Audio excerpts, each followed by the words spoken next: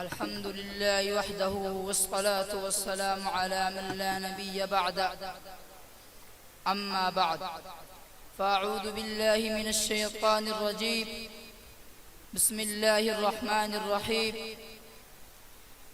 ما كان محمد أبا أحد من رجالكم ولكن رسول الله وخاتم النبيين. آج جس موضوع پر میں لب کشائی کرنا چاہتا ہوں وہ ختم نبوت ہے. ختم نبوت ایک ایسا عقیدہ ہے جو انسانوں کے علاوہ فرشتوں بلکہ جانوروں پر بھی آیا ہے.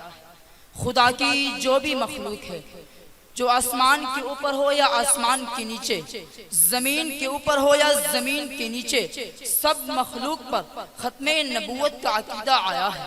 ختم نبوت ایک ایسا عقیدہ ہے جس میں صحابہ کرام سے لے کر آج تک امت نے جانے دے کر اور اس عقیدہ کو باقی اور محفوظ رکھا. نبی کریم صلی اللہ علیہ وسلم کے دور میں 62 جنگیں ہوئیں، جن میں سے 27 میں نبی کریم صلی اللہ علیہ وسلم خود شریک ہوئے اور 35 لشکر تیار فرما کر بھیجے. ان میں 259 مسلمان شہید ہوئے. لیکن ختم نبوت کے کاس پر مسلمہ کذاب کے خلاف جو پہلی جنگ ہوئی، اسی ایک جنگ میں 1200 افراد شہید ہوئے. ان میں 700 حفاظ تھے. اس سے اندازہ کیجئے ختم نبوت کی اہمیت کا. ختم نبوت ایک ایسا عقیدہ ہے جس پر ایمان کی بنیاد ہے. ختم نبوت ایک ایسا عقیدہ ہے جو قرآن اور حدیث سے واضح ثابت ہے. چنانچہ اللہ تعالی جل جلالہ نے قرآن مجید فرقان حمید میں واضح ارشاد ہے، محمد صلی اللہ علیہ وسلم تم مردوں میں سے کسی کے باپ نہیں، لیکن وہ اللہ کے رسول اور تمام نبیوں میں سے سب سے آخری نبی ہے.